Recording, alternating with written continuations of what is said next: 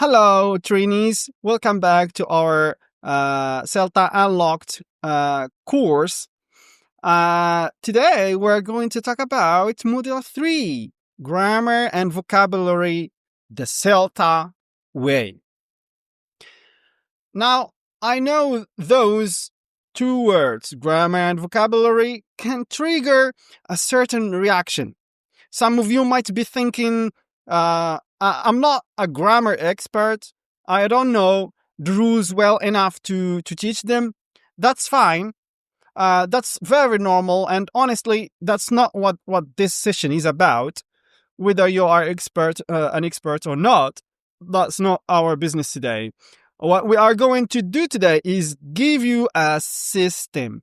As I told you, CELTA works as a system framework. A repeatable process that works whether you are teaching the present perfect, use two comparatives, or a tricky bit of vocabulary like breakthrough. The system is FMUP plus CCQs. Last module 2, I talked about this framework, FMUP, form, meaning, use, and pronunciation. And I talked about CCQs, concept, chicken, questions. By the end of this session, you will have a checklist you can apply to any language point. Simple, clear, and safe. Let's start by being very honest about what worries you. Before we dive into the framework, I want to surface something first. Take a moment. We have pre-task. Surfacing trainees and anxieties. Think about teaching a grammar lesson or a vocabulary lesson on your teaching practice, TP. Now you are familiar with abbreviations and terms. What terrifies you about it? I have asked this question to many trainees, and the same fears come up again and again. What if my analysis is wrong? You are worried you will stand up there, explain something, and realize halfway through that you have got it backwards. How do I explain simply? You understand the grammar yourself, but turning that into something a learner can grasp feels like a different skill entirely. Okay, what about pronunciation? You are not sure how to teach the sounds, the stress, the rhythm, especially if English is not your first language, you are not a native speaker. These are honestly legitimate concerns. I'm not going to tell you they are silly, but here's what I want you to understand. FMUP or FMPU is designed to address exactly these anxieties. It's safely net that replaces panic with a repeatable checklist. If you follow the checklist, your analysis will be structured, sure. Your explanation will be clear. Your pronunciation will be well presented and planned. It doesn't guarantee perfection, and we don't want you to be perfect. But what we want you to be is well prepared and structured. CELTA prioritizes structure, framework, rather than perfectionism. It guarantees you won't walk into the class and prepared. So let's look at the checklist itself. 4 parts, 4 letters. Let's go to the slide. FMPU, or as I said, FMUP. Sam. Some of you might have seen this written as MFUP or MFP or MFPU. The order varies depending on who is teaching you. Don't worry about that. What matters is that all 4 elements are present in your clarification stage. Let me give you a quick orientation. 4. The exact building blocks and patterns. What's the structure? What are the component parts of the grammar lesson or vocabulary lesson?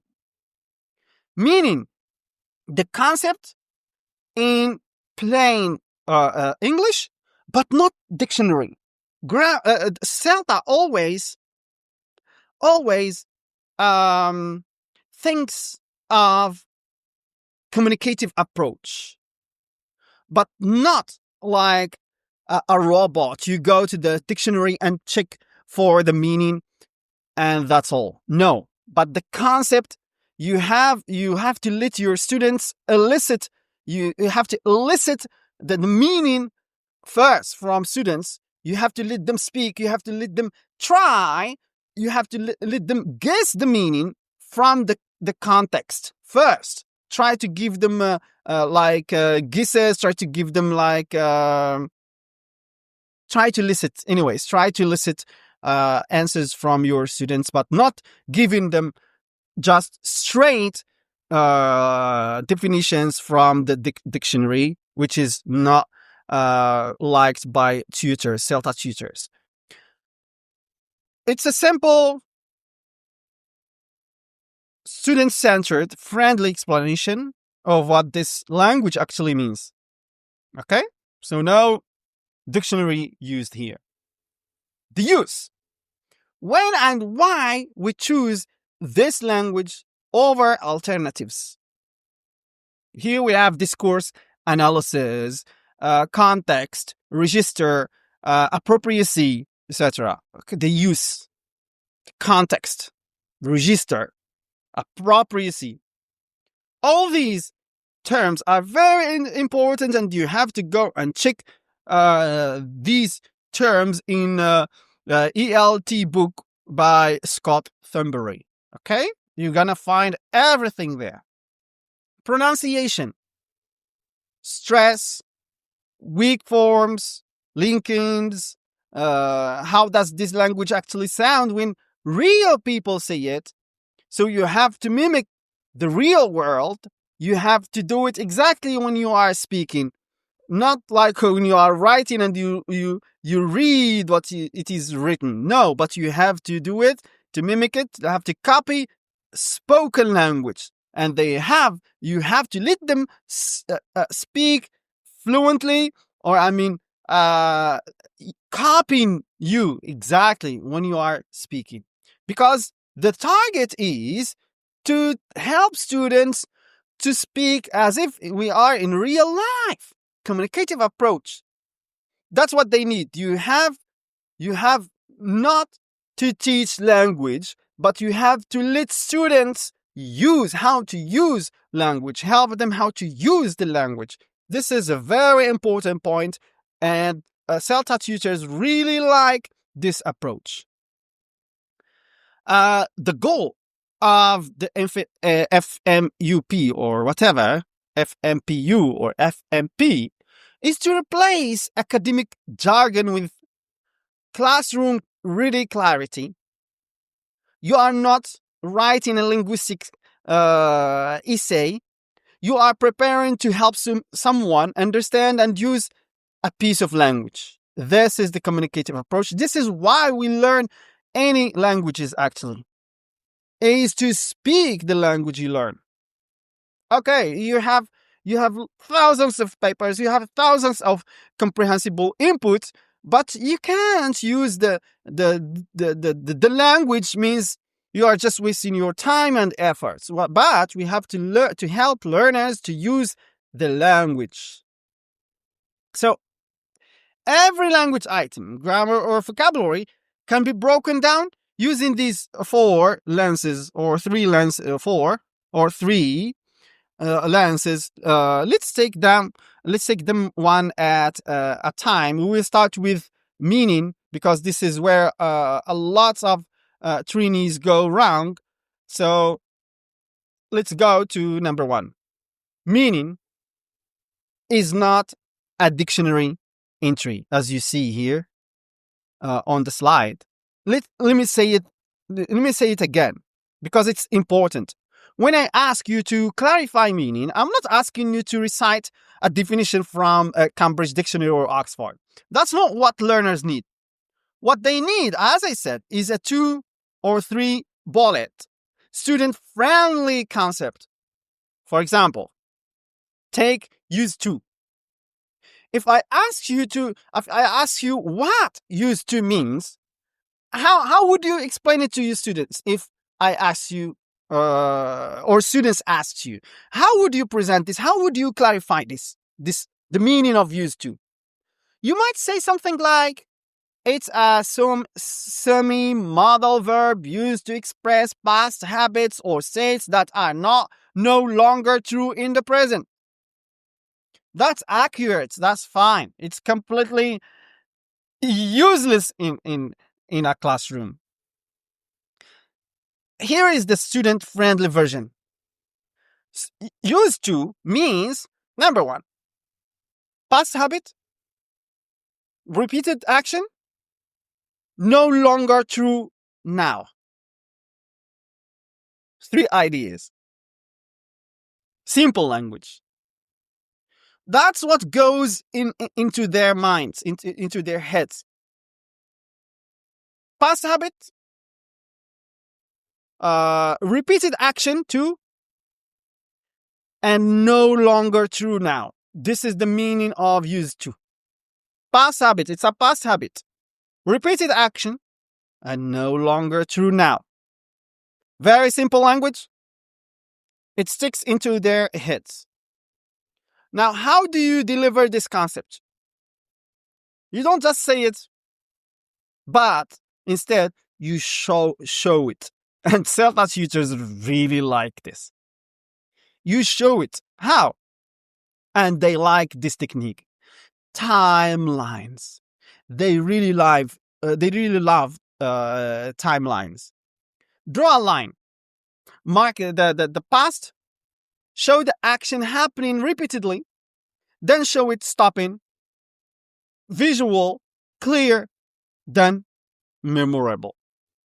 It's memorable. Timeline. You show the past, mark the past. You show the action happening repeatedly. Then you show stopping. Okay? Mini stories, like you can give them a mini story. When I was a child, I used to play football every weekend. Now I don't. I'm too old and my knees hurt. Context makes the concept stick. And CELTA tutors really like this concept. The context, you teach them in the context. Students memorize the meaning through the context. You give them the context. Even they are weak, beginners, or they don't understand the whole words, or every single word, but they understand the meaning in the context. So this is a theory. So the CELTA tutors will really give you a good mark or pass A, because you give them this technique, which is the meaning through the context. Okay? You can also contrast pictures. Like, a photo of someone smoking, you can cross out this. And a photo of them now not smoking. So the meaning is by showing them the pictures, you give them this idea, this meaning through the image that one is smoking, okay, and then not smoking. I'm not smoking anymore. I used to smoke. The principle is this: deliver the concept visually before any rule is uttered. Visually. Let them see it, understand it, and then confirm it with language, because language is abstract for them. They don't have. Let's confirm that they don't have language. And if you explain the language by language, you are just wasting your time. But by, as I told you, storytelling, by pictures, images, realia, okay, you have to visualize the rules for them.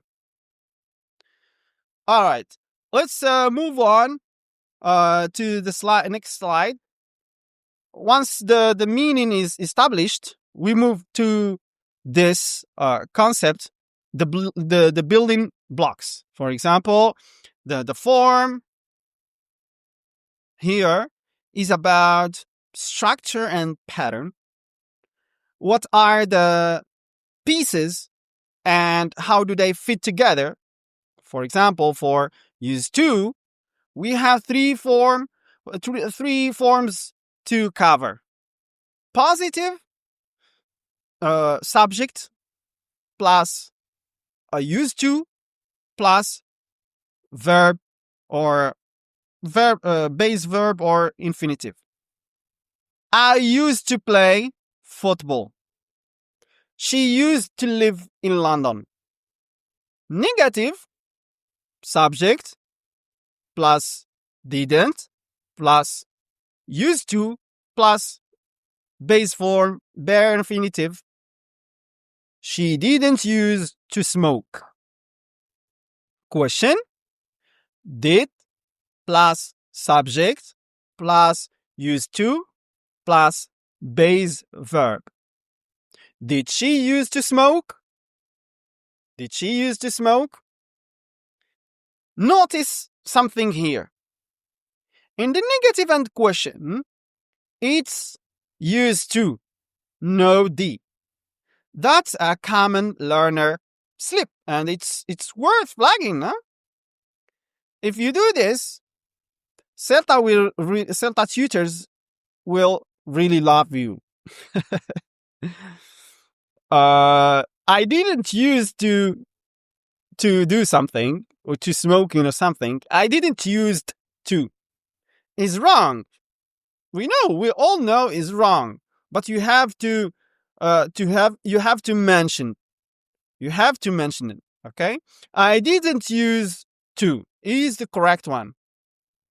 When you present form, you make it visible.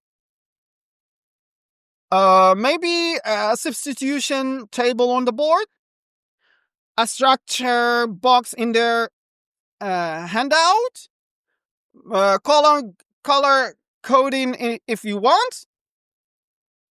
The point is, learners need to see the pattern, not just hear you say it. Remember, the point here, when you do like all these, the timeline, the table, the color grading, as you can see here, CELTA tutors will love you. And also, the point is to help learners see the pattern, not just hearing it from you. Okay? Hearing it from you. They must see it. And you check they have got it. You ask them, what comes after used to? Base form. Do we say I didn't use to or I didn't use to? Of course, use to, no D. So you are asking them what we call concept checking questions. Form here is concrete. You give them the pattern, structure, exceptions. So no fluff here, no waffle here. Now, meaning and form are essential, but they are not the whole picture. You give them the meaning, the form, but still, they are not the whole picture. We also need to ask, when do we actually use them? They have. This is the most important. We have to know, when do we actually use this rule or that rule. So use answers the question. Why would someone choose this language instead of alternative? Oh yes, the same, the right slide. Let me show you what I mean. Look at these two sentences. I live in Paris. I live in Paris. And I used to live in Paris. I live in Paris and I used to live in Paris. Both are grammatically correct. Both are past tense, but they communicate something different. Okay? I lived in Paris is a natural fact. It tells you something happened in the past. It doesn't imply anything about now. I used to live in Paris is a communicative choice. It signals this was a habit or state, and it contrasts with now. The implication is, I don't live there anymore. This is what use is about. We select used to specifically when we want to highlight a finished past habit that contrasts with the present. When you clarify use, you are helping learners understand not just what the language means, but when and why they would choose it in real life. What communicative job does it do? So in your lesson plan, this might look like use talk about finished past habits and states, usually spoken informal. Signals contrasts with now. All right. So simple, functional, and clear. The fourth element is the one trainees most often rush or skip. Let's not do that. Here, pronunciation, real speech, okay? And where most of trainees struggle, pronunciation, and our trainees may lose marks unnecessarily here. Not because it's hard, but because they forget to plan it. First, the phonetic breakdown. The main stress falls on where? Eliciting. First, always eliciting from students. Do not give them answers. Unused. Very good. The two. The two. Okay, the two is a weak form. Very good. It's not used to. It's used to. Then after you mimic and they need to copy. But this is, you are now giving them the phonetic breakdown and transcription. So this is how it works. When write down on your plan, you must do it. You must write down the everything here on your lesson plan. Mark the stress. Know it before you walk into the class. Second, the rhythm and flow.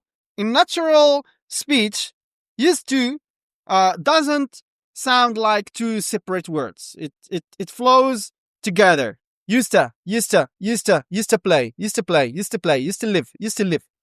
So it's only one word, and they have to do it. They have to mimic you. They have to copy you exactly. So because we need, well, why we study the language, not just to study it, but to learn how to use it in real life. So in real life, because if they speak with native speaker to a native speakers tend to use these weak forms and linking words, contraction, etc. And they will be their mind will be lateness. They will be late. And what did he say? No, but you have to copy. They have to copy you and mimic you the same as in real life, in spoken English. Used to live, used to play. If let's say if you want learners to sound natural, you need to drill it. You need to drill it like this. Not just the individual words, but the chunk. All right? Always teach them in chunks. They will memorize it better than isolated sentences, isolated words, I mean. Third, and this is practical, do a quick choral drill. Very, very necessary, very important technique. Drill it chorally, individually. When you do this, wow, the CELTA tutors will really love you, and they will be surprised and give you great feedbacks when you do the feedbacks. And they will give you pass A.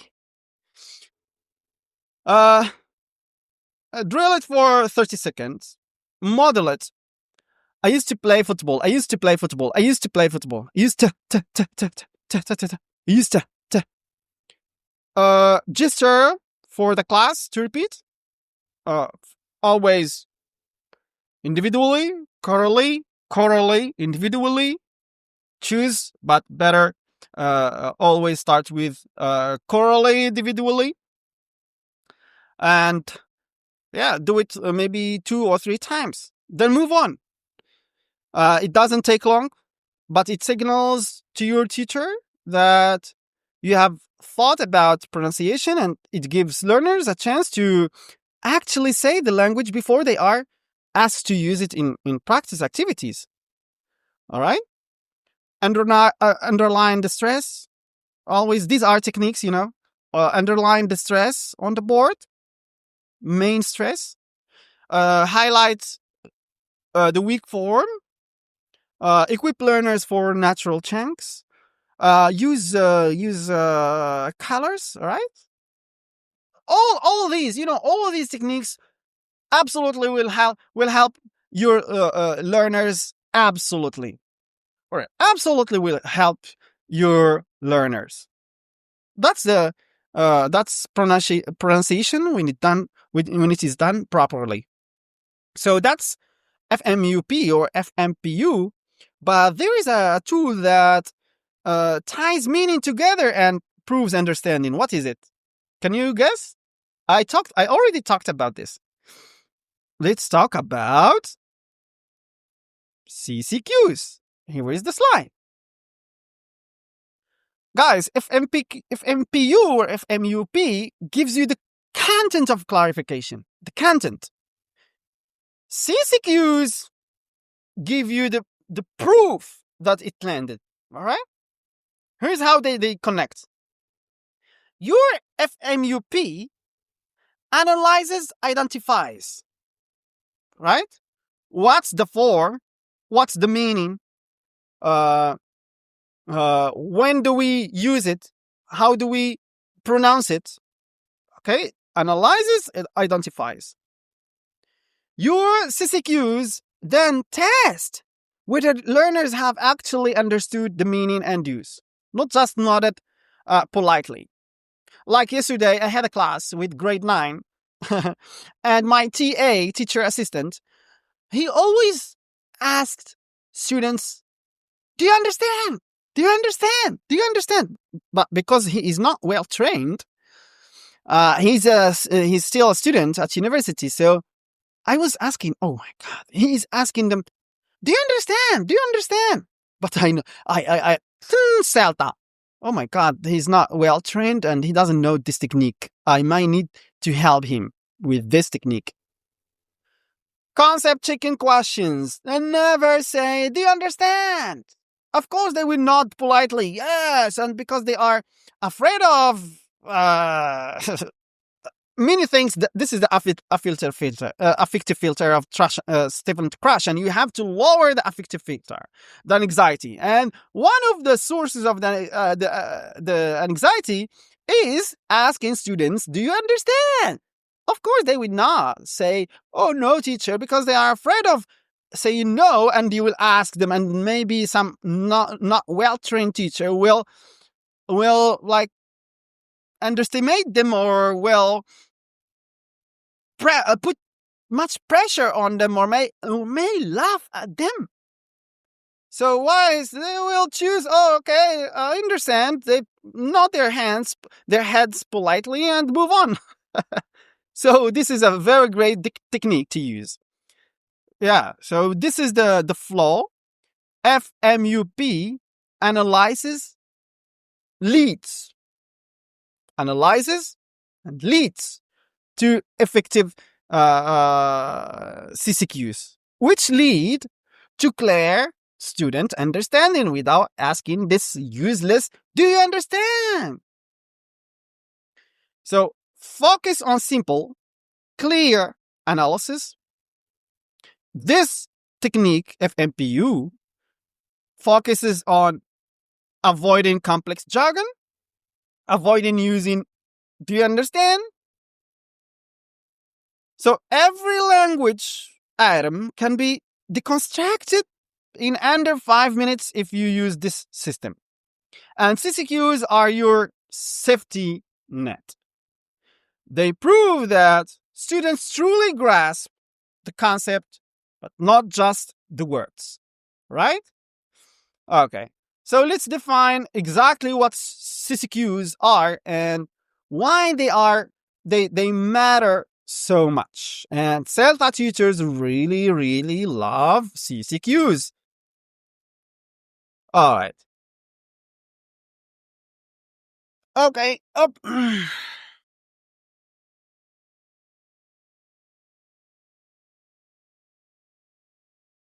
I always forget to drink water, but today I got this. CCQs test understanding, not memory. They must be simple, short language, low language, very simple language. For example, always, usually, yes, no questions or choice format. For example, is this past or present? You give them two choices. Very easy. You don't confuse them. You don't use jargon. You don't use complex grammar. Is this past or present? Am I talking about one time or many times? You give them two choices. Do I still do this now? You expect yes, no answer. And on your assignment, you will be asked to write CCQs. And this is the technique. They must be short, they must be simple, and they must be low language. You must use low language. Because they test the key concepts you have already taught them. Not new information, not meta language. Just, did you understand what I just explained? You use this instead of asking them, "Do you understand?" No, never use "Do you understand?" And crucially, they use simpler language than the target structure itself. If you are teaching present perfect, your CCQs shouldn't require understanding of present perfect to answer it. So CCQs always replace "do you understand?" This question, "do you understand?" is the most useless question in language teaching. Never use it. Everyone nods. Nobody wants to admit they are confused. You learn nothing. You teach. You use a useless sentence. Do you understand? So never use it. So CCQs give you live evidence of comprehension. They are the fastest way to show a CELTA observer or your CELTA tutor that you are checking understanding properly. They really love it. So write them on your plans, lesson plans, I mean. Ask them aloud, get answers. That's the routine. As I told you, CELTA is a framework. You must know the framework and you must follow the framework. You must use the framework, the structure. So let's look at what separates good CCQs from bad ones, okay? Here. Is it this? Oh, not here. CCQs? Yeah, here. Not all CCQs are created equal. Let me show you the difference. Good CCQs have 3 features. They are under 8 words. They avoid target language because you are teaching them. If you use the target language, they get confused. Never use the target language. Avoid using the target language. They test 1 idea each. Only 1 idea. Bad CCQs do the opposite. They recycle grammar you have trying to check. They are long and confusing. They ask for rule recitation instead of concept understanding. As I told you, CCQs, they check the understanding.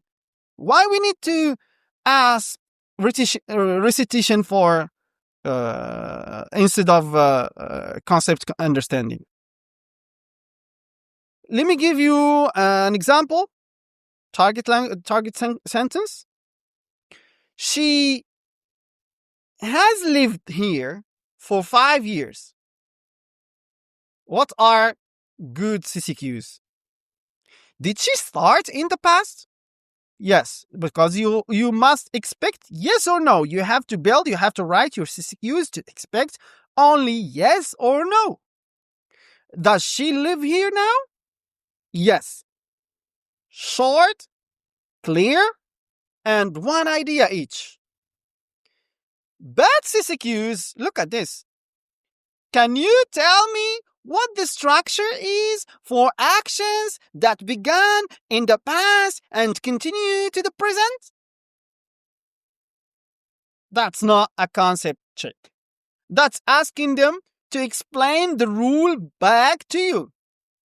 It's testing meta language, not understanding. And your role here is not to test the meta language. Look, another bad one. What is the past participle of live? What is the past? You are not testing. You are not testing grammar, terminology. They are not on the exam. You are not testing whether they understand the meaning of the sentence. So keep it simple. Keep it conceptual. 1 idea at a time. Let's see this in practice with a concrete example. Let's go to next slide. The target sentence. I used to smoke. What are the key concepts we need to check here? Past action, present contrast, habit, not single event. Okay? So we designed 3 questions. One for each concept. We need to check these because we are using used to So how do we convey the meaning? Past action, present contrast, habit, not single event. So we need to check one for each concept. Question 1, test in the past. Did I smoke in the past? What's the expected answer? I told you we need to write our CCQs based or expecting yes or no. We are expecting yes. Question 2, test in present contrast. Do I smoke now? What's the expected answer? Should be no. Question 3, test in habit. Was it one time or a habit? The expected answer is a habit. I told you they must be short yes or no question, or yes or no answers, or choice format. Here we have choice format. Was it one time or a habit? Choice format. Then must choose a habit. 3 questions, and there 8 3 questions, and there are 8 words each. Simple language. Clear expected answers. You must build your CCQs based on this. 3 questions, and there are 8 words each. Simple language. Clear expected answers. So this gives you instant diagnostic data. If someone answers yes to do I smoke now, you know they haven't understood. You can address it immediately. You don't need to. Do you understand? No. And it satisfies what teachers are looking for. Live checking in the moment, not just do you understand followed by silence. They will or nod their heads. So let's try another structure. This one's slightly trickier, so you must pay attention. Target slide. Target sentence. I have lived here for 5 years. Guys, present perfect is notoriously difficult for learners and for trainees to explain as well. My friend who's from Canada, he failed to explain grammar, present perfect. So guys, yeah, it's a little bit difficult. So, but FMUP plus CCQs makes it manageable. All right. What's the core concept? This action started in the past. It continues now. The time period is unfinished. All right. So our CCQs test each of these ideas. Question number 1, for example, did I start living here in the past? Yes. Do I still live here now? Yes. Is the 5 years finished? No. The third one is very crucial. It's crucial. The unfinished period is what distinguishes present perfect from past simple. Right? So compare. I lived here for 5 years. Past simple. Implication. I don't live here now. The period is finished. I have lived here for 5 years. Present perfect. The implication. I still live here. The period continues. You can show this contrast on the board. It cements the difference without lengthy grammatical explanation. You can use colors, you can underline, you can draw a table, right? All these techniques work perfectly. CCQs plus contract examples. That's how you clarify present perfect clearly, all right? CCQs work for grammar, but how about vocabulary? We only talked about grammar. How about vocabulary? Let's go to the next slide. Vocabulary CCQs, check in intensity and collocation. When you are teaching vocabulary, your CCQs shift slightly. You are often checking intensity, connotation, collocation, rather than grammatical concepts. A little bit easier. Let's take the word, for example, terrified. What do we need to check for this word? First, intensity. Is this a little scared or very scared? Intensity. Little scared or very scared? Behavior. Can you stay calm if you are terrified, you have to think of the questions. You have to think what are the most accurate, correct answers, questions you're gonna ask your learners. Can you stay calm if you are terrified? Collocation. What kinds of things can terrify you?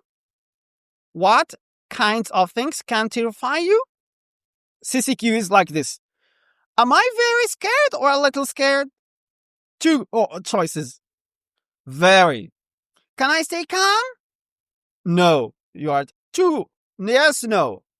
Can you be terrified of a mouse? Yes. This is very important.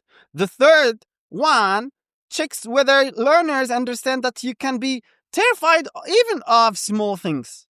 It's about the intensity of the feeling, not the size of the threat, right? And the CELTA tutor will really like it and will give you a thumbs up or a pass A because you covered everything, and also the needs analysis, problems you may encounter. The problem is maybe the students or the learners may get confused. So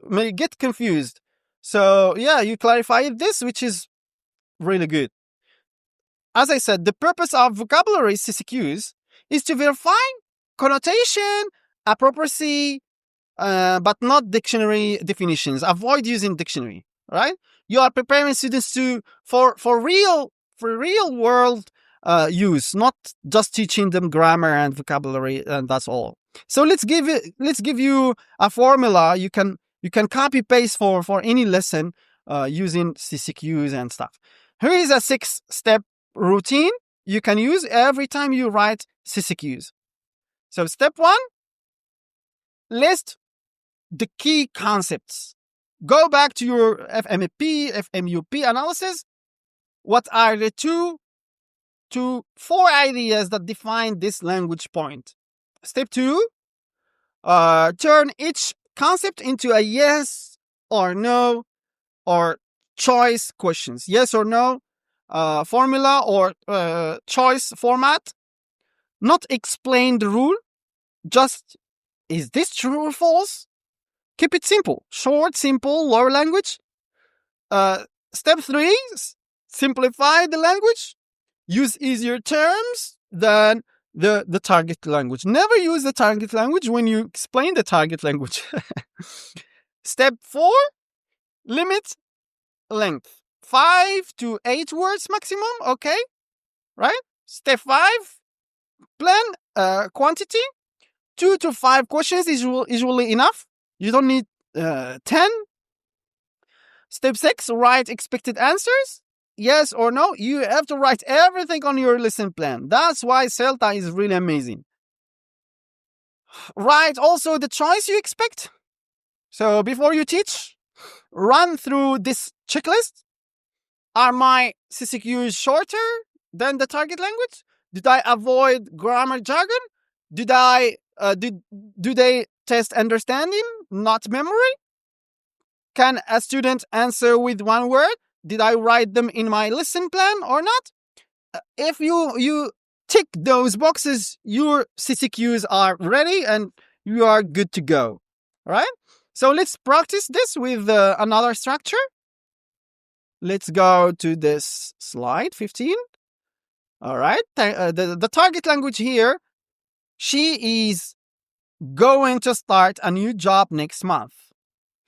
What are the concepts here? This is a plan, not a spontaneous decision. All right. It's about future time. It involves prior intention. She decided this action before now. All right. So how to write CCQs? The CCQs here might be like this. Is this a plan she made before? The expected answers, yes or no. So, yes. Is it happening now or in the future? Choices, future. Did she decide this just now? No. So, 3 questions. Each one tests a different aspect of going to for future plans.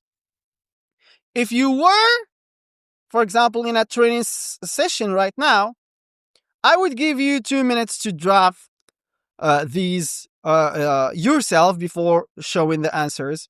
That's how you build the skill, not by just watching me here. But you have to do it. So go and do it.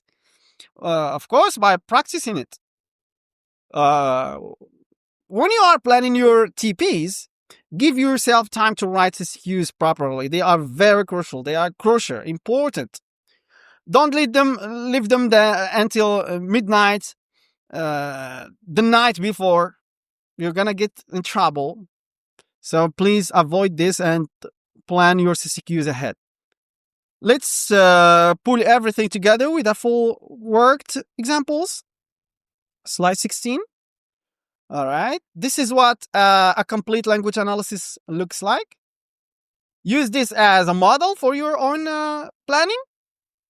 Form, positive, subject plus used to, plus base form or infinitive. She used to smoke. Negative, subject plus didn't, plus used to, plus base form. She didn't used to smoke. Questions or question. Did plus subject plus use to plus verb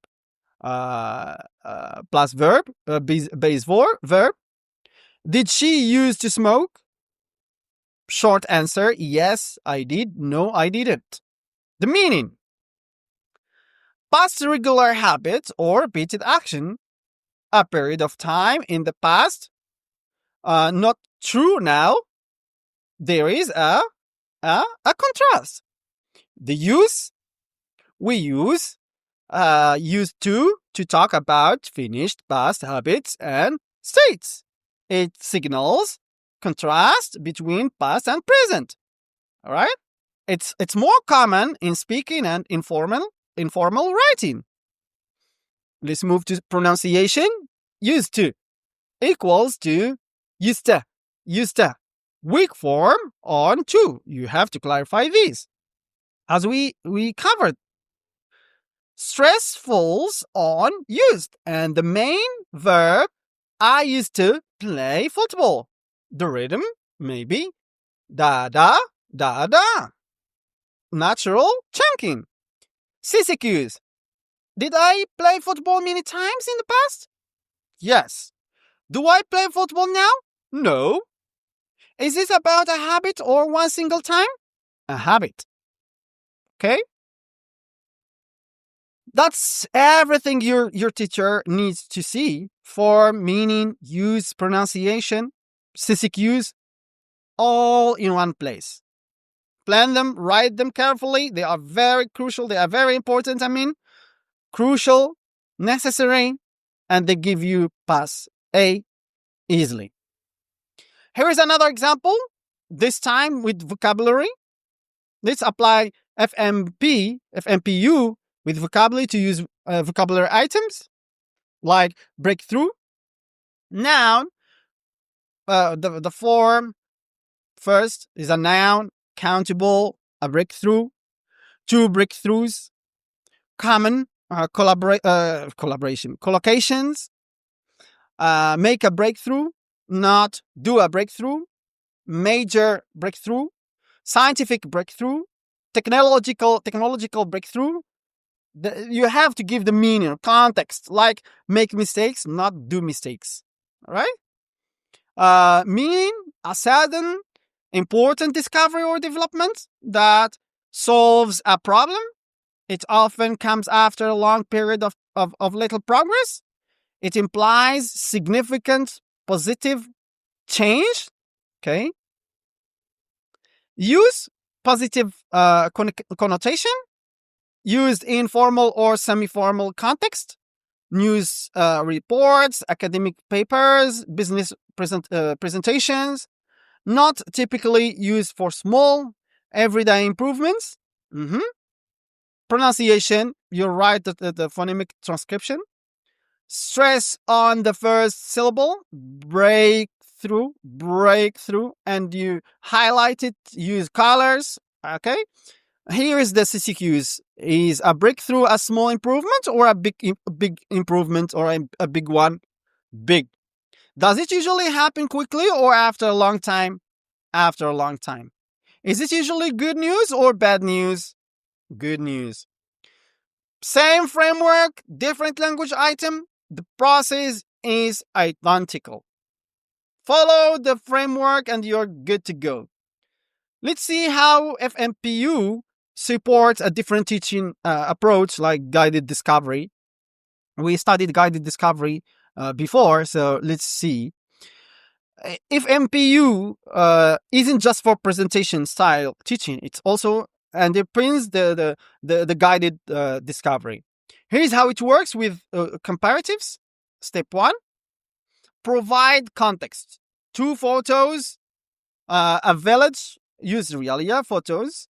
A village, the village is small and quiet. A city, the city is bigger, more crowded, and more expensive. Step 2, guided questions. Students notice patterns. Look at the adjectives. Which one adds ER? Big becomes bigger. Which adjectives use more plus adjective? Crowded becomes more crowded. Expensive becomes more expensive. All right. You talk about syllables. How many syllables does big have? 1. How many syllables does expensive have? 3. Step 3, elicit and conform the rule. Elicit and conform the rule.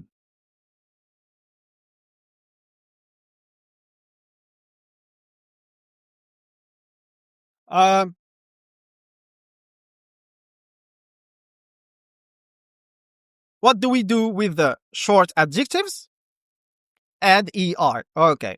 And with longer adjectives, use more. So students discuss in pairs. They see the rule themselves. You just confirm. This is student-centered induction. Deduction, induction. The FMPU analysis happens in your planning. You know exactly what rule you want them to discover, but in the listen, they are doing the cognitive work. You plan, but they do the cognitive work. So tutors like this approach because it demonstrates higher level awareness. It satisfies CELTA criteria for learner engagement. Okay, so let's wrap up with your task for this module. Slide number 19. All right. Model 3, final task, practical application and assessment. Here's what I want you to do before module 4. Step 1, select and prepare. Choose any single grammar or lexical item from your upcoming TP context. Define the core concept. What does this language actually mean? Step 2, complete FMPU and CCQs. Use the downloadable template. Form, pattern, exceptions, meaning, concept in plain action English. Use context and nuance, pronunciation, stress, and weak forms. All right. Then write 3 effective CCQs. Yes or no choice questions. Simple, very simple language. You are testing understanding, not grammar knowledge. Step 3, you submit your for review. This confirms you can replicate the process independently. It also confirms readiness for module 4. So where we move into receptive skills, reading and listening. All right. So one final thought: FMUP plus CCQs is really your safety net for every grammar and vocabulary lesson you will ever teach. So not just on CELTA, but for your whole career. So the system is simple, The system is repeatable, and if you follow the system, you will walk into clarification stages knowing exactly what you are doing, right? So I hope you enjoyed this module. Thank you so much, and I will see you for receptive skills in the upcoming module 4. Goodbye.